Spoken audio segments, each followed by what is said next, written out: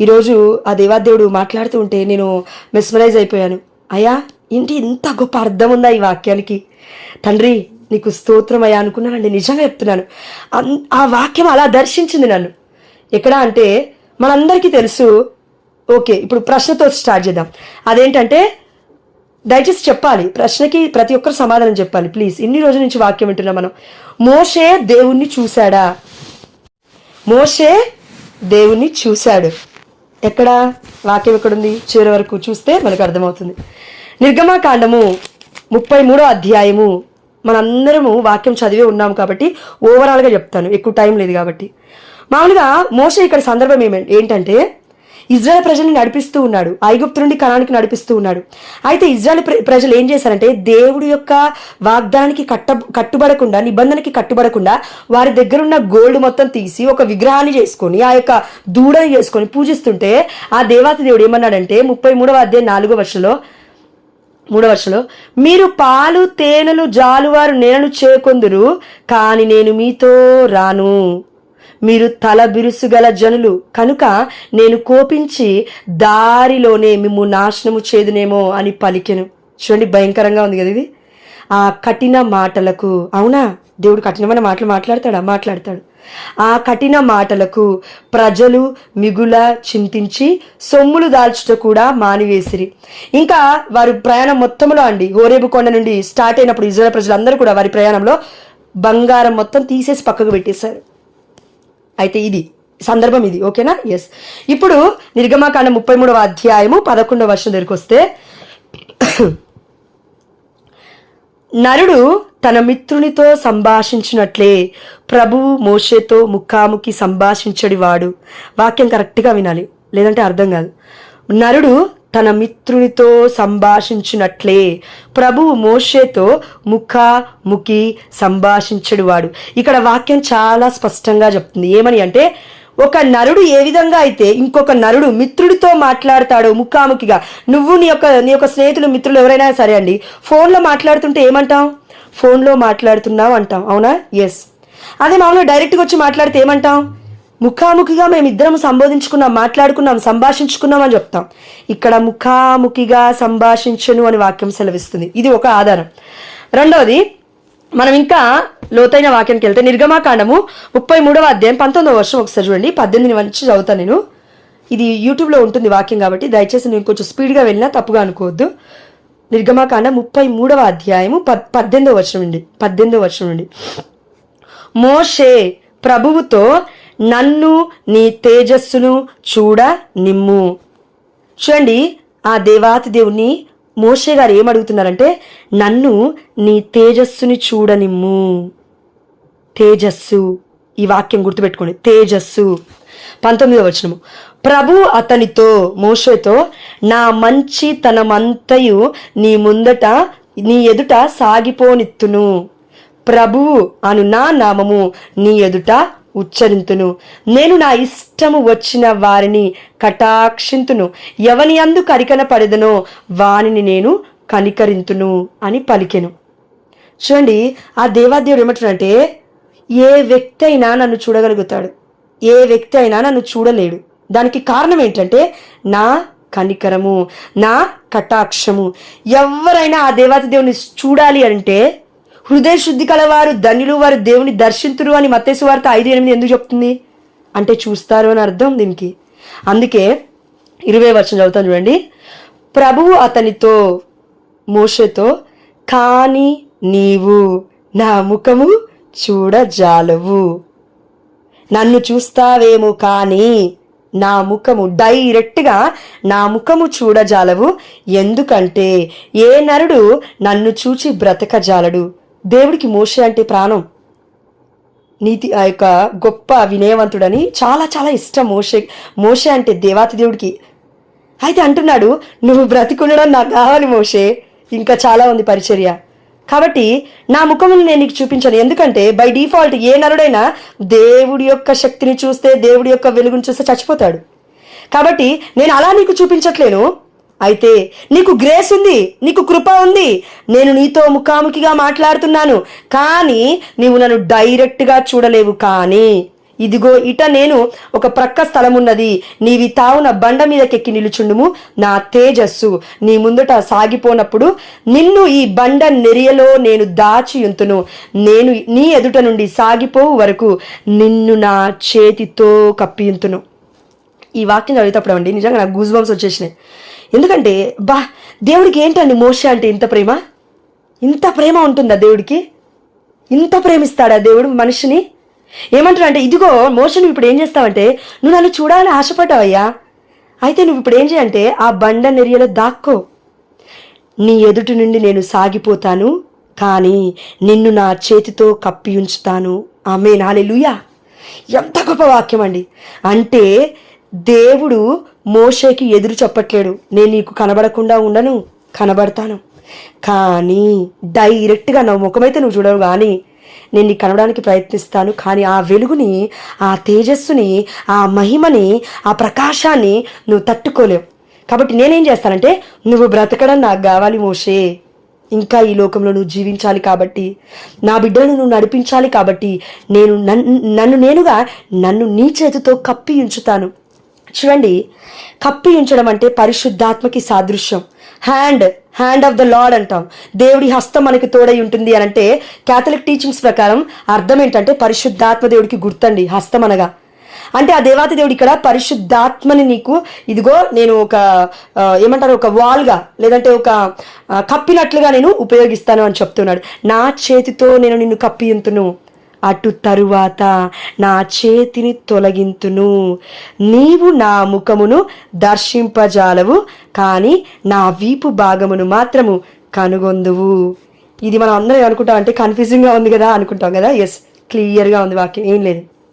ఒక వ్యక్తి ఇంకో వ్యక్తితో మాట్లాడితేనే అర్థమవుతుంది, ఆత్మ మాట్లాడితే ఒక్కొక్కసారి అర్థం కాదు. అయితే ఇక్కడ మోషే ప్రవక్తతో దేవుడు మాట్లాడుతున్నాడు కాబట్టి ఆ దేవాదేవుడు ఏమంటున్నాడంటే, నేను నీకు కనబడుతున్నాను, అయితే నా ముఖం చూస్తే నువ్వు తట్టుకోలేవు కాబట్టి. అంతెందుకు, మోషే కొండ దిగి వస్తుంటేనే ప్రజలు తట్టుకోలేకపోయారు మోషే ముఖాన్ని చూసి, తేజస్సు చూసి 40 రోజులకే. మరి దేవుణ్ణి చూస్తే ఇంకెంత భయంకరంగా ఉంటుందో, అంటే ఆ గ్లోరీ తట్టుకోలేము. అంటే ఎంత పరిశుద్ధుడో అర్థమవుతుంది మనకి. ఆ దేవాది దేవుడు మోషే కేవలం మానవ మాత్రుడు, ఒక నరుడిని చూస్తేనే ఒక వ్యక్తి భయపడుతుంటే ఇజ్రాయేల్ ప్రజలందరూ కూడా, అహరోను ఇంకా వాళ్ళందరూ కూడా భయపడుతుంటే ముసుగేసుకున్నాడంట మోషే. కానీ దేవాతి దేవుని చూడాలంటే దేవాతి దేవుడు వద్దు అని చెప్పట్లేడు మోషేకి, నేను నీకు కనబడతాను, కానీ నువ్వు బ్రతికుండడం నాకు కావాలి కాబట్టి నా వీపు భాగాన్ని చూపిస్తాను. ఇందులో అద్భుతమే ఉందని అనుకుంటున్నారా? ఎస్, అద్భుతమే. మామూలుగా ఇక్కడ పరిచర్య అంటే ఇక్కడ పరిశుద్ధాత్మ గ్రంథములో పాత నిబంధనలో ఎవరు ఉండాలి? యెహోవా తండ్రి ఉండాలి. యెహోవా తండ్రికి శరీరం లేదు, యెహోవా తండ్రికి ఆత్మ మాత్రమే ఉంది. అవునా? ఎస్. ఎందుకంటే మనకి మత్తయి సువార్త 16వ అధ్యాయం 18వ వచనం సెలవిస్తూ ఉంది, శిష్యులందరూ అక్కడ యేసుప్రభుతో వెంటతో వస్తూ ఉంటే యేసుప్రభు అడుగుతారు, నేను ఎవరని మీరు తలంచుతున్నారు? అయితే ఇజ్రాయేల్ ప్రజలు ఏమని తలంచుతున్నారు, మీరెవరని తలంచుతున్నారు అంటే, సీమోను పేతురు ఒక అడుగు ముందుకు వేసి అపోస్తుల మధ్యలో నుంచి అంటూ ఉన్నాడు, అయ్యా నీవు సజీవుడైన దేవుడి కుమారుడవు అనగానే యేసుప్రభు అంటున్నారు, నీకు ఈ విషయాన్ని తెలియచేసింది పరలోకమందున్న నా తండ్రియే కానీ రక్త మాంసములు కావు. రక్త మాంసం ఉంటేనే నరుడు అంటాము, రక్త మాంసం ఉంటేనే మనిషి అంటాము. మరి మనిషిని చూడే శక్తిని ఆ దేవాదేవుడు మోషేకి ఇచ్చినప్పుడు ఇక్కడ చూస్తుంది ఎవరిని? వీపు భాగాన్ని చూడడం ఏంటి? వీపు భాగాన్ని ఎవరిది వీపు భాగం? యెహోవా తండ్రికి అసలు రూపమే లేదు కదా ఆ సమయంలో. ఆది కాండం నుంచి మొత్తం పాత నిబంధన మొత్తం మన యెహోవా తండ్రికి అబ్బా తండ్రి అని మనం సంబోధిస్తున్నాం. యావే ప్రభుకి అసలు శరీరమే లేదు, రక్త మాంసములే లేవు అని యేసయ్యనే చెప్తున్నాడు, సాక్ష్యం ఇస్తున్నాడు నూతన నిబంధనలో. అందుకే కొలస్సీలకు రాసిన లేఖ 1:15 మనం చూస్తున్నాం, క్రీస్తు అదృశ్యుడై ఉన్న ఆ దేవుని ప్రత్యక్ష రూపము. ఇది ఎలా మనకు అర్థమవుతుందంటే, తండ్రి, కుమార, పరిశుద్ధాత్మ మాట్లాడుతుంది తండ్రి దేవుడు, వీపు భాగాన్ని చూపిస్తుంది యేసుప్రభుల వారు, హస్తము తోడయ్యుంది పరిశుద్ధాత్మ దేవుడు. ముగ్గురున్నారు ఇక్కడ.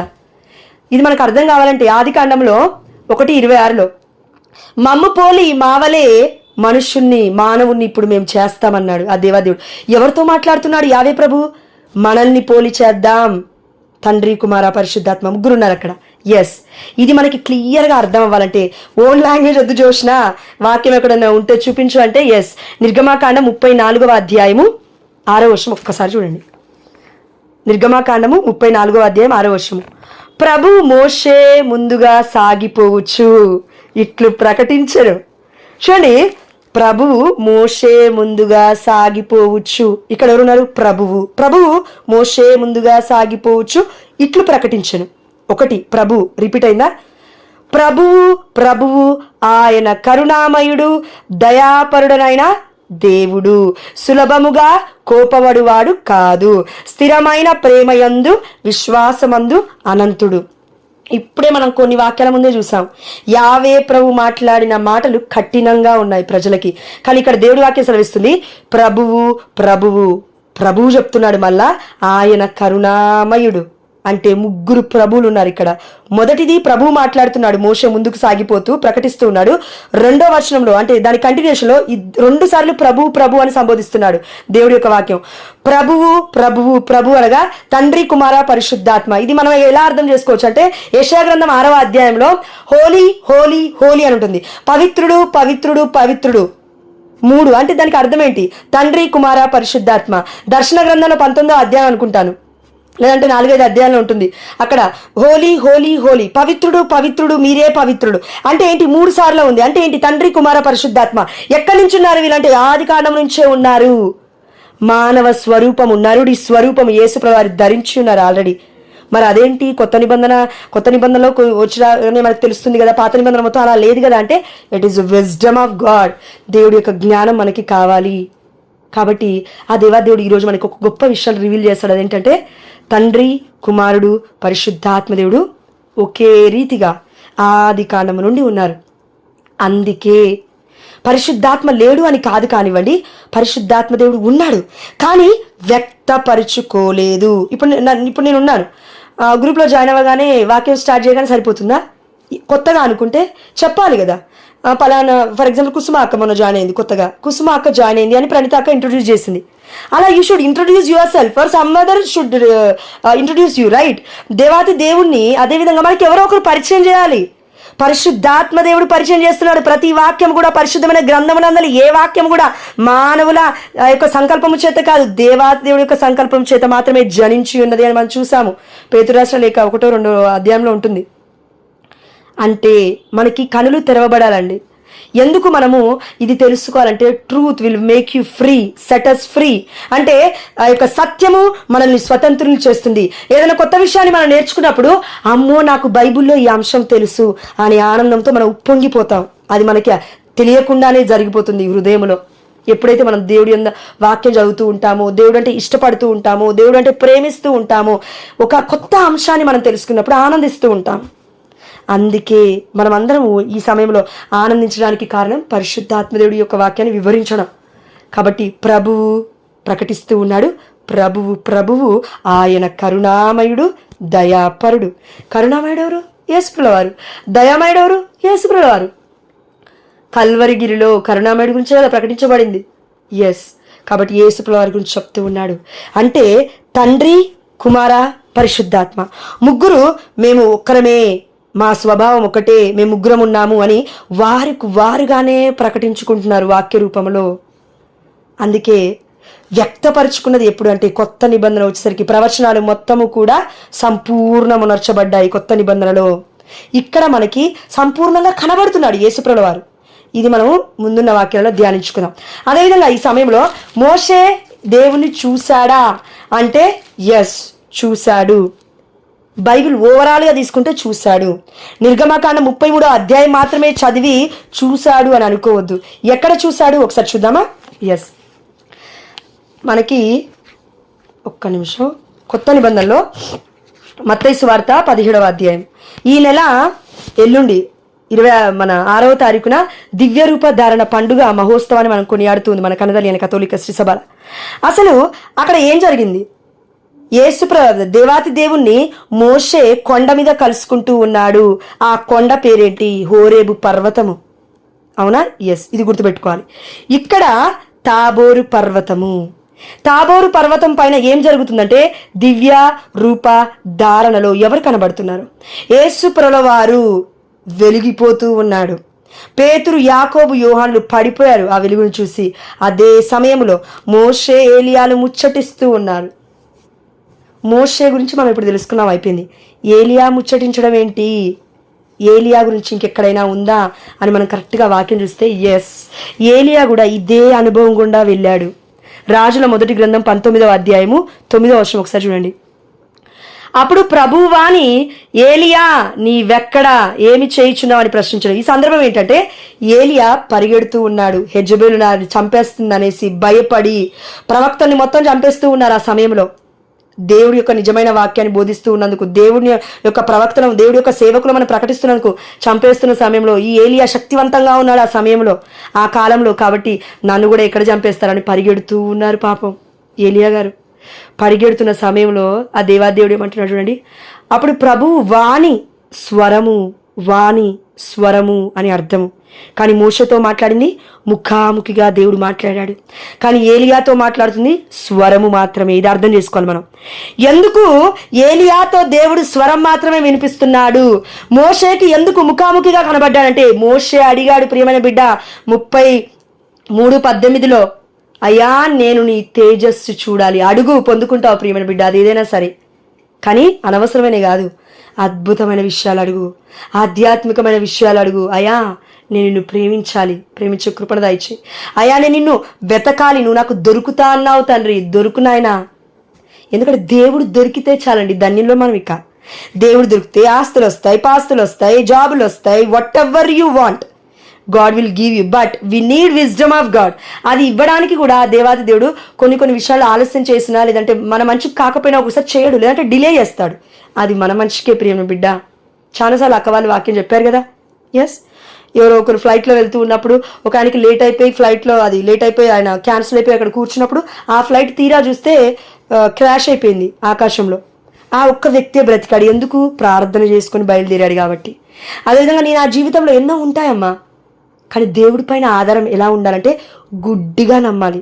You should not use your intellect. నీ యొక్క ఆలోచన, మానవ దృక్పథము, మానవ మనస్తత్వం, మానవ ఎమోషన్స్, ఫీలింగ్స్, ఇవన్నిటితో నేను ఆలోచిస్తే తప్పులో పడిపోతాం. దేవుని ఎప్పుడైతే సమస్తము చేసిన నా తండ్రికి తెలీదా? తెలుసు. నువ్వు నేనైనా పోకముందు అక్కడేముందో ఇక్కడేముందో అని పెద్ద పెద్ద ఆలోచనలు పెట్టుకుని టెన్షన్ పడుతూ ఉంటామండి. కానీ దేవుడు మనం వెళ్ళకముందే దేవుడికి తెలుసు అక్కడేముంటుందో. ఒకవేళ ఉన్నా లేకున్నా దాన్ని సిద్ధపరుస్తాడు, మన కొరకి చేస్తాడు. కాబట్టి ఆ దేవాదేవుడు ఏలియాతో కేవలం మాట్లాడుతున్నాడు, స్వరం మాత్రమే.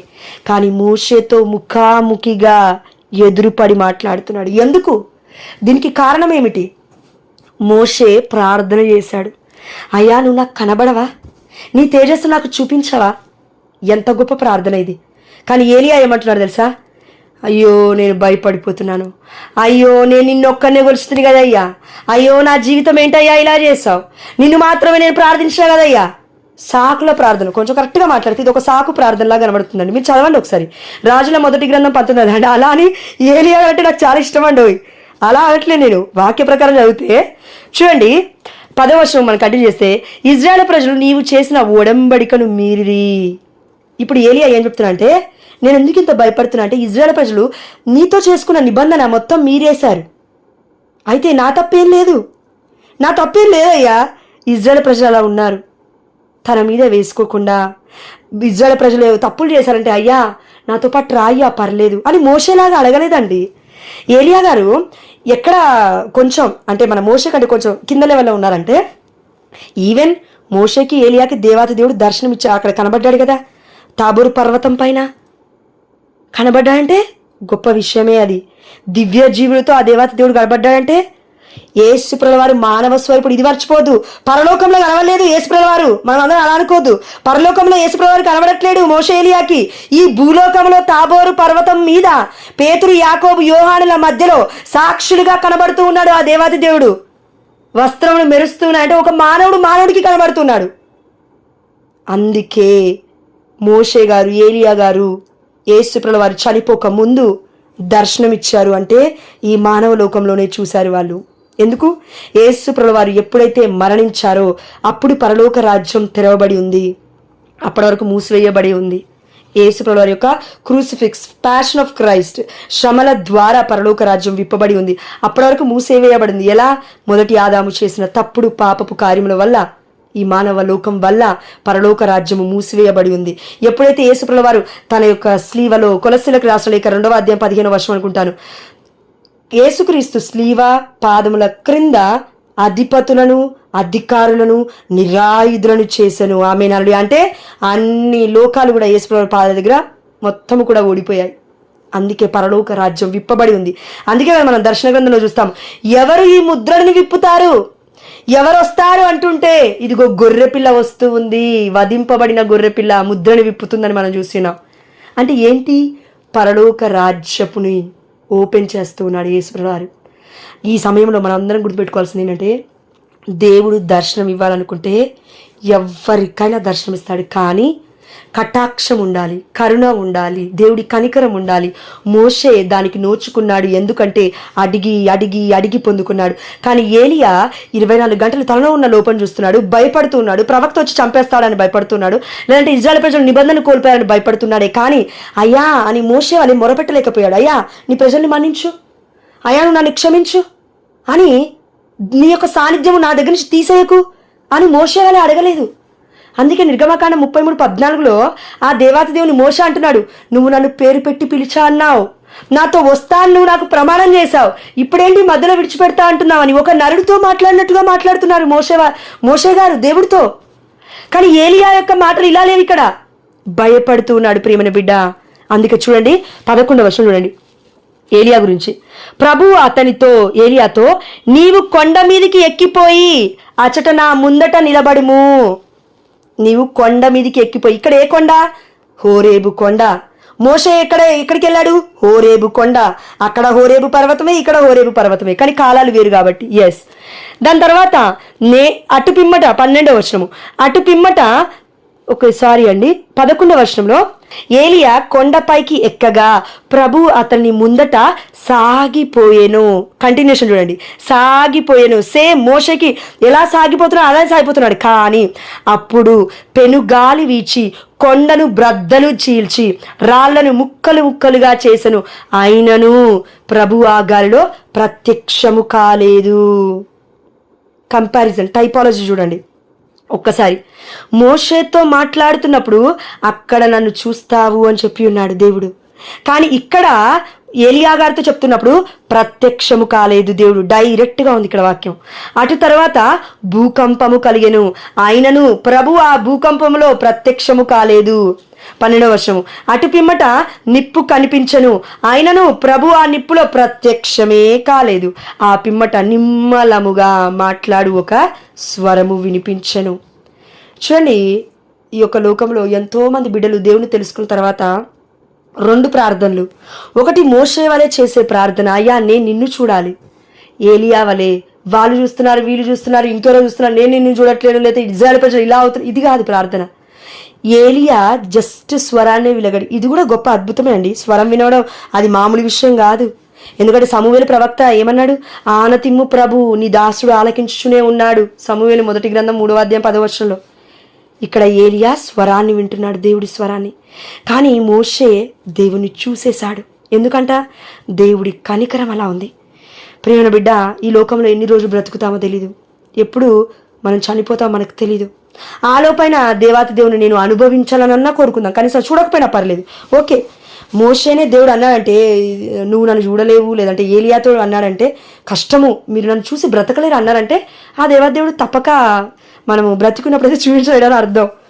కానీ పరలోక రాజ్యంకి వెళ్ళక ముందే మోషేకి ఏలియాలకి దేవాతి దేవుడు కనబడుతున్నాడు. ఎక్కడ కనబడుతున్నాడు? విశ్వాస సంగ్రహంలో మనం చూసాము. ఆయన పాతాళముకు దిగి 3వ నాడు చనిపోయిన వారి నుండి లేచిన అది ఇది అనేసి ఉంటుంది కదండి. ఎస్. దాని తర్వాత పాతాళంలోకి దిగాడు, వెళ్ళాడు, కలుసుకున్నాడు. కనతలియని కథోలిక శ్రీసభ క్యాథలిక్ టీచింగ్స్ ఏం చెప్తున్నాయంటే, మన థియోలాజీ ప్రకారము, సిసిసి ప్రకారం, నేను ఎక్కడో వాక్యం మర్చిపోయానండి, అది పారాగ్రాఫ్ నెంబర్ మర్చిపోయాను. అక్కడ ఏం చెప్తుందంటే, ఆ దేవాతి దేవుడు వెళ్ళింది నరకలోకానికి కాదు, పాతాళ లోకం. అంటే 2 ఉన్నాయండి ఇక్కడ. కంప్లీట్గా నరకలోకంకి కాదు యేసుప్రభువు వారు వెళ్ళింది. విశ్వాస సంఘంలో మనం ప్రార్థన చేస్తున్నాం కదా, పాతాళంకు దిగి వెళ్ళాడు, అక్కడ ప్రసంగించాడు, అక్కడ బోధ చేశాడు, అక్కడితో వాళ్ళందరినీ కూడా తీసుకువెళ్తున్నాడు. అంటే దానికి అర్థం ఏంటంటే డీప్ హెల్, ఘోరమైన అగాధమైన ఆ యొక్క ఏమంటారు అగ్ని లాంటి నరకలోకం వేరు, ఇంకొక దాని పైన ఉన్న ఇంకొక ప్లేస్ వేరు. అందుకే ఇప్పుడు యేసుప్రభువు వారు ఏమంటారండి, మన అబ్రహాం గారు చనిపోయినప్పుడు ఎక్కడున్నాడంట, ఉన్నాడంట ఒక ప్లేస్లో. అక్కడ పరలోకం అని చెప్పబడుతుంది, కానీ అది రెండవ ప్లేస్, అది కంప్లీట్ పరలోకం, హెవెన్ కాదు అది. అక్కడ ఉన్నప్పుడు ఏమవుతుందంట, ఇదిగో అబ్రహాము ఒడిలో లాజరస్ పేదవాడున్నాడు, కానీ పాతాళ లోకములో అగ్నిలో ఎవరున్నారంట, ఇదిగో ధనికుడున్నాడు. తండ్రి అబ్రహామా, ఒక్కసారి లాజర్ని పంపించి నా నోటికి వాటర్ని దయచేయని అడుగుతున్నాడు. నా నోటిని జస్ట్ నా నాలుకని తడిపించాయా అని అడుగుతున్నాడు. అంటే వాళ్ళిద్దరు మాట్లాడుకున్నారంటే అగాధానికి పరలోకానికి అసలు సంబంధం లేదు. అసలు ఎక్కడ కూడా చూడరు. కానీ it is a second part, అది ఒక రెండో లేయర్లో ఉంటుందండి. మనకు కరెక్ట్గా అర్థం కావాలంటే కన్ఫ్యూజ్ అవ్వకుండా ఒకటే, హెవెన్ పరలోక రాజ్యం అనేది 2 నుండి 3 ఉంటాయంటండి. మన జోసెఫ్ ఎడిటివ్ ఫాదర్ గారు నేను చెప్తుంటే విన్నాను ఒకసారి. ఏంటంటే రియల్ హెవెన్, పరలోక రాజ్యం అనేది మొట్టమొదటిది ది హైయెస్ట్ ప్లేస్లో ఉంటుంది. రెండవది దాని కింద, అంటే మన ఎవరంటారు, వీళ్ళు దూతలు, దేవాతి దేవుని స్తుతించే వాళ్ళు ఉంటారు కదా, వాళ్ళు ఉంటారు. కానీ పరలోకం నిజమైన హెవెన్లో దేవుడు, తండ్రి, కుమార, పరిశుద్ధాత్మ దేవుడు, మరియతలు, ఇలాంటి వాళ్ళందరూ ఉంటారు. కానీ నెక్స్ట్ లెవెల్లో వీళ్ళు దూతలు, వీళ్ళు మాత్రమే ఉంటారు. ఇంకొక థర్డ్ లెవెల్లో యేసు ప్రభువారు, ఆ దేవాతి దేవుడు ఎవరినైతే ఇష్టపడ్డాడో, ఏ బిడ్డలైతే చనిపోయిన తర్వాత పరలోక రాజ్యం రావాలని ఇష్టపడ్డారో అక్కడ ఉంటారు వాళ్ళు. ఎవరైతే పాపపు జీవితాన్ని జీవించారో వాళ్ళు హెల్, నరకలోకంలో ఉంటారు. అందుకే పరలోక రాజ్యానికి, రియల్గా పరలోక రాజ్యానికి వెళ్ళరు. చనిపోగానే ఒక ప్లేస్ ఉంటుంది. ఆ ప్లేస్లో ఆ దేవాదేవుడు వచ్చి వారికి ప్రకటిస్తూ ఉంటాడు, వాళ్ళని తీసుకువెళ్తాడు సమయం వచ్చినప్పుడు. ఆ దేవాదేవుడు, ఇది మనకు అర్థం అవ్వాలంటే ఎత్తబడే గుంపు అంటాం కదా, ఇది ర్యాప్చర్. ఇది చాలా కష్టమైనది, థియోలాజీ కొంచెం కష్టంగా ఉంటుంది. ఇప్పుడు ఇది నేను చెప్పాను అనుకో, ఈవెన్ నేను కూడా కన్ఫ్యూజ్ అయ్యాను, కాబట్టి మనందరం కన్ఫ్యూజ్ అవుతాం. బట్ ఇక్కడికి ముగిస్తున్నాను నేను, ఇక్కడికి స్టాప్ చేస్తూ ఒకటే, మోషే, ఏలియాలు కనబడింది ఎక్కడ, ఈ లోకంలోనే. యేసు ప్రభువారు తాబోరు పర్వతం మీద ఉన్నప్పుడే పేతురు, యాకోబు, యోహాను గారు చూడగలిగారు. అందుకే అక్కడ వాక్యం సెలవిస్తూ ఉందంటే, ఎవరు రాశారు, మత్తయి సువార్త 17వ అధ్యాయం పరిశుద్ధాత్మ ప్రేరణ ద్వారా మత్తయి గారు రాశారు. మత్తయి గారు ఎవరు, ఆ దేవాతి దేవుడు పిలుచుకున్న 12 మంది అపోస్తులలో ఉన్న వ్యక్తే కదా. ఆయన రాశాడంటే 12 మంది అపోస్తులకి విషయం తెలుసు. దాని తర్వాత ఇప్పుడు మనందరికీ తెలుస్తుంది. అంటే మోషేని, ఏలియాని, యేసు ప్రభువారిని పేతురు, యాకోబు, యోహాను గారు చూశారు కాబట్టి, వెళ్ళి ప్రకటించారు కాబట్టి ఇప్పటికీ కూడా ఈ ప్రకటన కొనసాగుతుంది. దివ్య జీవులు చూశారు పేతురు, యాకోబు, యోహాన్లు. అందుకే దివ్య జీవులు అంటే మహిమ కలిగిన శరీరాలు.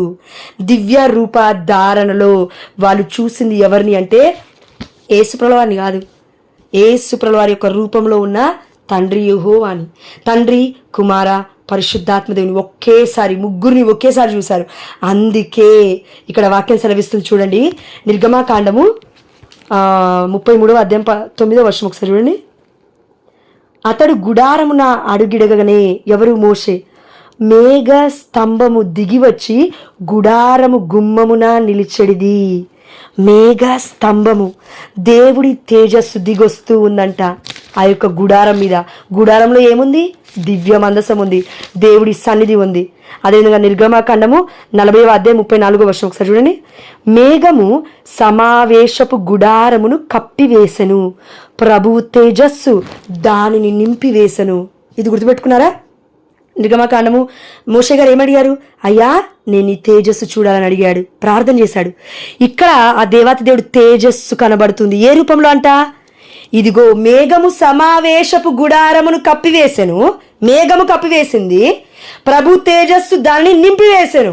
తేజస్సు అనగా దేవుడి మహిమ, దేవుడి శక్తి, అనంతమైన దేవుడి యొక్క మహిమలో ఉన్న ఏకైక కుమారుని మహిమ అని మనము యోహాను సువార్త 1వ అధ్యాయం 14వ వచనంలో చూడలేదా?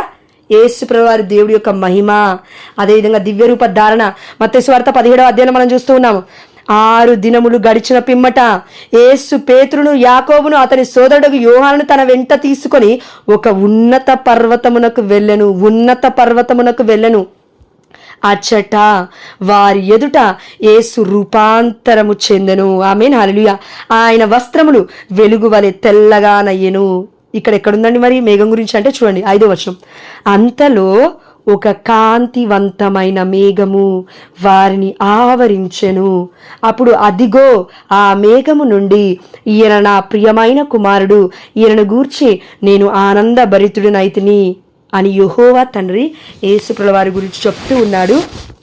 అంత మాత్రమే కాదు, ఇంకొక వాక్యం ఇక్కడ ఉంది, ఈయనను ఆలకింపుడు అని వాని చెప్పెను. తండ్రి యెహోవా మాట్లాడుతున్నాడు. అదేవిధంగా పరిశుద్ధాత్మ దేవుడి తేజస్సు దిగి వస్తుంది యేసుప్రభుల వారి మీద. అప్పటికి మనందరూ తెలుసు, యోర్దాను నది నుంచి బయటికి రాగానే యేసుప్రభుల వారు తండ్రి యెహోవానే ప్రకటించాడు, ఈయన నా ప్రియమైన కుమారుడు అని. కానీ అక్కడ ఈయన నా ప్రియమైన కుమారుడు, ఆయన ఆలకించండి అని లేదు. ఇక్కడేమనుంది, ఈయనను ఆలకింపుడు అంటే యేసయ్యను ఆలకింపుడు. ఈ నరుడిని, మనుష్య కుమారుణ్ణి మీరు ఆలకించాలి. ఎందుకంటే దేవుడి తను, నేను పరిశుద్ధాత్మ యేసయ్య అనే ప్రత్యక్ష రూపంలో కనబరుచుకుంటూ ఉన్నాము. అందుకే అప్పుడు యేసు వారి చూడండి 6వ వచనం, ఇది వినిన శిష్యులు మిక్కిలి భయభ్రాంతులై బోరగిల పడిరి. అక్కడ ఇజ్రాయేల్ ప్రజలు కూడా కొండ మీదకి దేవాదేవుడు దిగొస్తున్నప్పుడు ఎలా పడ్డారంట, బోరగిల పడుతూ ఉన్నారంట, భయమేస్తుందంట. వామ్మో మోషే నువ్వే మాట్లాడు మాతో, దేవుడు వద్దు. 7వ వచనం, అప్పుడు యేసు వారి కడకు వచ్చి వారిని తట్టి లెండు భయపడకుడు అని పలికెను. 8వ వచనం, అంతటా వారు కనులెత్తి అంటే పైకి చూస్తున్నారు, కనులెత్తి చూడగా వారికి యేసు తప్ప మరెవ్వరునూ కనిపించలేదు.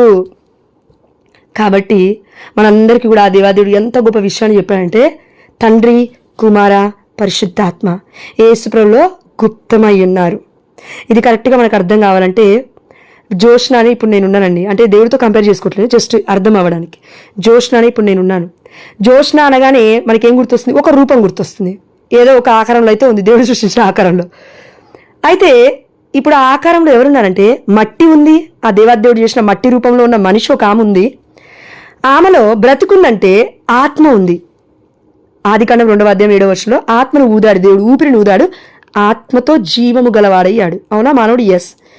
అంటే ఇప్పుడు శరీరం ఉంది, ఆత్మ ఉంది, కాబట్టే వ్యక్తి అయ్యాడు. అర్థమవుతుందండి? Spirit, soul and body.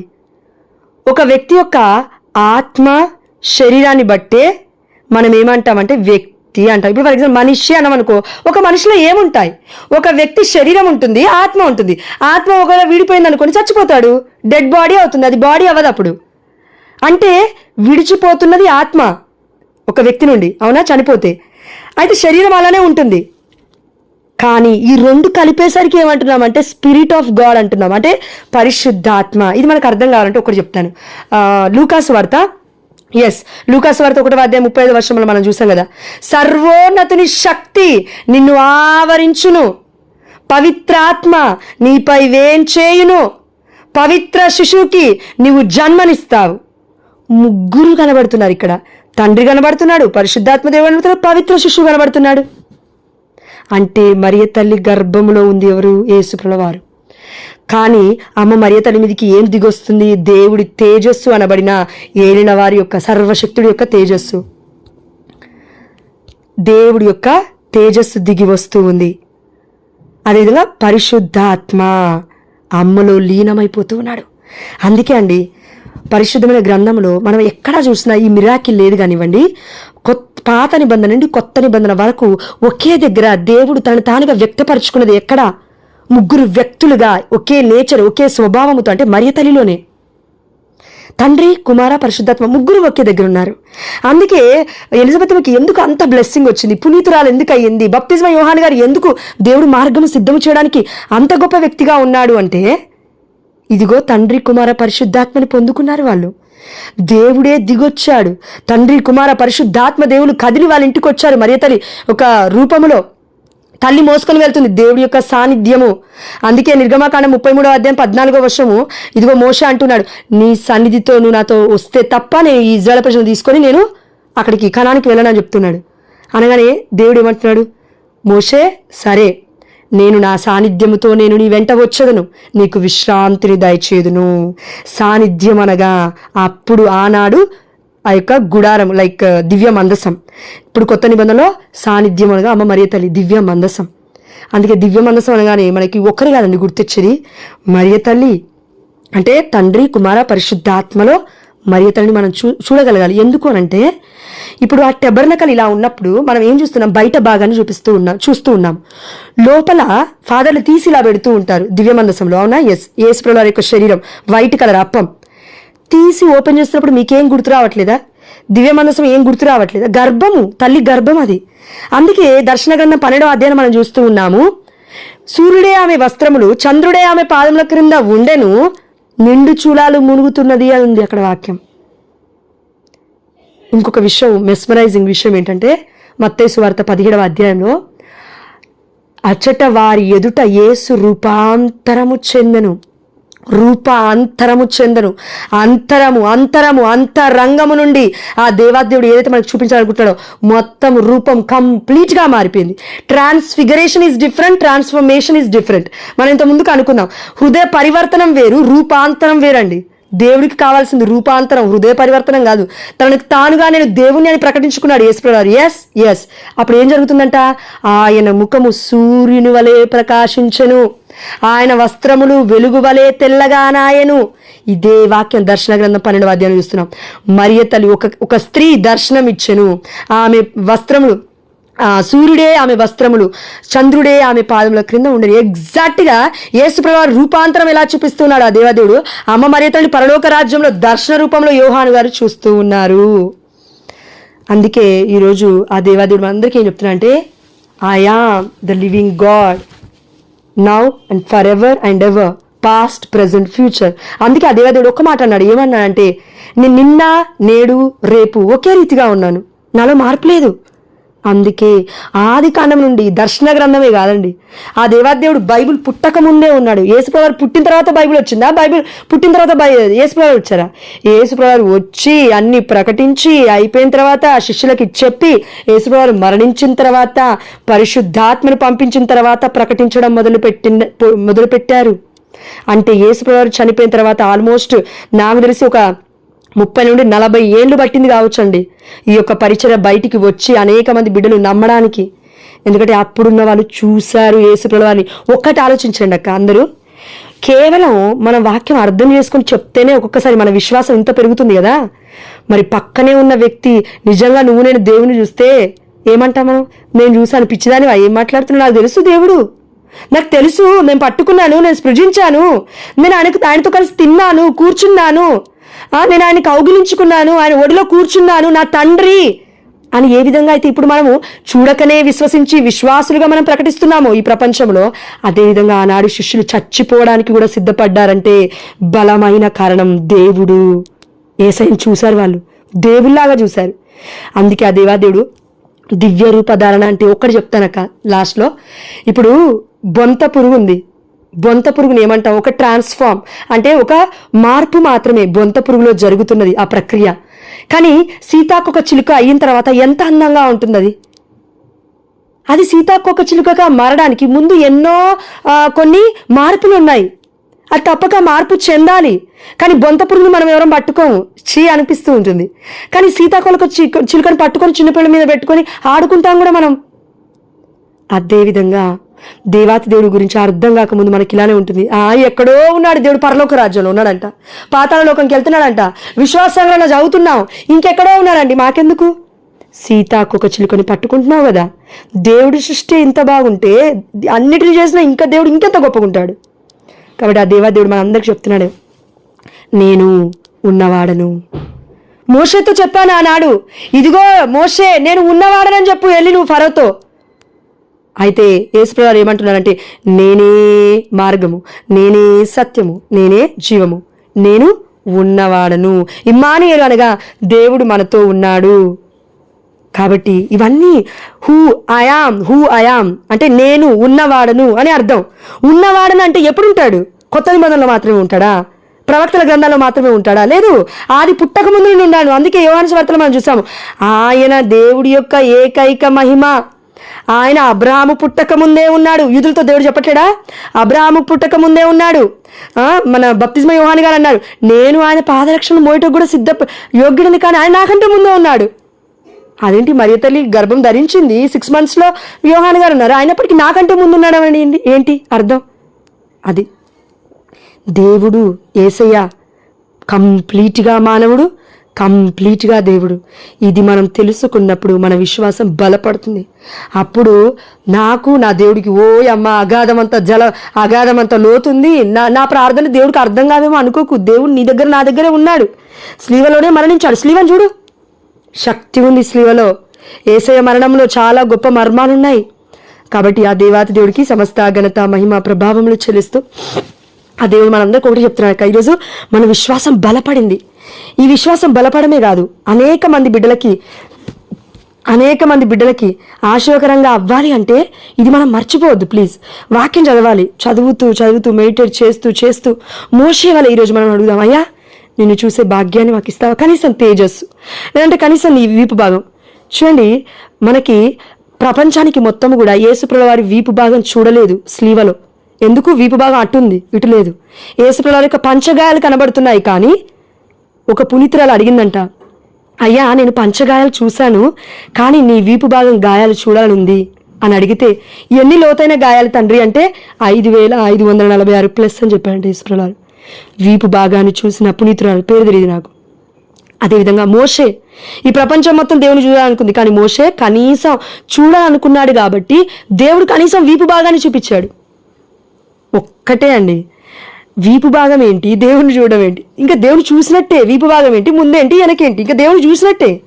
కానీ కాపాడుకున్నాడు దేవుడు. నా బిడ్డకి నా వెలుగు, నా మహిమ, నా శక్తి ఏవి కూడా అందరూ భయపడుతున్నారు, కానీ మోషే మాత్రమే అంత దగ్గర నుంచి మాట్లాడాడంటే, వామ్మో ఎంత పరిశుద్ధత ఉండాలండి, ఎంత గొప్పతనం ఉండాలండి మోషేలో. అందుకే మోషేని చూసి యెహోషువ ఏమనుకున్నాడంటే, ఇంత గొప్పగా ఉన్నాడు మోషే, నూను కుమారుడనైన నేను గుడారం విడిచిపెట్టి వెళ్ళిపోయినప్పటికీ కూడా మోషే నేను ఇదే గుడారంలో కూర్చుంటాను దేవుడి సన్నిధిలో అని గుడారం విడిచిపెట్టి వెళ్ళిపోవట్లేడు యెహోషువ. చూసాం కదా నిర్గమకాండం 33:11. కాబట్టి ముగిస్తూ ఉన్నాను. తండ్రి, కుమార, పరిశుద్ధాత్మ మీకే సమస్త ఘనత మహిమ ప్రభావములు చెల్లిస్తూ గొప్ప సత్యాన్ని మాకు నేర్పించావున తండ్రి. అయా ఈ వాక్యాన్ని యూట్యూబ్లో పెట్టబోతుండగా కూడా నువ్వు దీవించు నాయన. ఎందుకంటే తండ్రి మాలో మేము ఆనందపడాలి యేసయ్య. అమ్మో నువ్వు మాకు ముందుగానే తండ్రి మాకు తండ్రి వలె ఉన్నావు అయా, మాకు రక్షకుడు వలె ఉన్నావు, మా కరుణామయుడు వలె ఉన్నావు, దయామయుడు వలె ఉన్నావు నా తండ్రి. తండ్రివి నీవే, కుమారుడు నీవే, పరిశుద్ధాత్మదేవుడు నీవే. నీలోనే ముగ్గురున్నారు యేసయ్య. ఇది మేము ఆ యొక్క జ్ఞానమును ఇచ్చినందులకు నీకు స్తోత్రం. నీ యొక్క వాక్యాన్ని మా అందరికీ వివరించినందులకు నీకు స్తోత్రమయ్యా. మా విశ్వాసాన్ని ఈ వాక్యం ద్వారా బలపరిచినందులకు నీకు స్తోత్రమయ్యా. అయ్యా అదేవిధంగా ఈ యొక్క విశ్వాస ప్రకటన మాలో ప్రతి ఒక్కరికి కూడా కనువిప్పి కలిగించునుగా కన తండ్రి. ఆమేనయ్యా. యేసు రక్తములో మేము ముద్రింపబడుదుముగా కన తండ్రి. ఆమేనయ్యా. యేసు రక్తములో మా కుటుంబాలు ప్రోక్షింపబడునుగా కన తండ్రి. ఆమేనయ్యా. మేము నిద్రించబోతుండగా నా తండ్రి అయా నీ మహిమార్థమై మేము జీవించుటకు మా భర్తలను, భార్యలను, కుటుంబ సభ్యులను, అనారోగ్య స్థితిలో బాధపడుతున్న బిడ్డలను, రాణి ఆంటిని, తన యొక్క మనమలాలని అయా ఎసే అదేవిధంగా వినయని మీకు సమర్పిస్తున్నాను. అయా బిడ్డ పట్ల నీ యొక్క కృపను కనికరమును దయచేసి వెల్లడించమని మనం అడిచు. దయచేయి నాయన. అయా దయ చూపించి ఏసయ్యా, దయ చూపించి ఈ వాక్య పరిచర్య ద్వారా దయ చూపించిన, ఈ గంట ప్రార్థన ద్వారా దయ చూపించిన తండ్రి. అయా ఇదిగో తండ్రి, మీరు నా సన్నిధికి వచ్చిన ఒక్క క్షణము కూడా వ్యర్థమైపోదు అని నీ యొక్క మాట ప్రకారం నేను అడుగుచున్నాను నా తండ్రి. ప్రతి బిడ్డ కూడా దీవెనలు పొందుకోవాలని ఆయన, ప్రతి బిడ్డ కూడా ఆశీర్వాదాన్ని పొందుకోవాలని తండ్రి. అయా బయట దేశంలో ఉన్న బిడ్డలందరినీ కూడా మరొక్కసారి దీవించి కాచి కాపాడమని అయా, అదేవిధంగా గౌరీ శిరీషాన్ని దీవించమని, తనకు పుట్టిన ఆడపిల్ల అయ్యా ఇదిగో తన చిన్నారి బేబీ గర్ల్ని లార్డ్ దీవించిన ఆయన, అనేకులకు ఆశ్చర్యకరంగా బిడ్డలు దీవించమని, గర్భిణీ స్త్రీలను ముట్టమని, వారి యొక్క గర్భములో ఉన్న బిడ్డల్ని ప్రవక్తలుగా యాజకుల కన్యాస్త్రీలుగా యేసు రక్తములో ముద్రించి మార్చమని, యేసు అతి పరిశుద్ధమైన నామములో, ఉన్నతమైన నామములో, ఘనమైన నామములో మేము అడిగినవన్నీ పొందుకున్నామని విశ్వసిస్తున్నాము మా ప్రియ పరలోకపు తండ్రి. ఆమేన్. హల్లెలూయా. Thank you Jesus.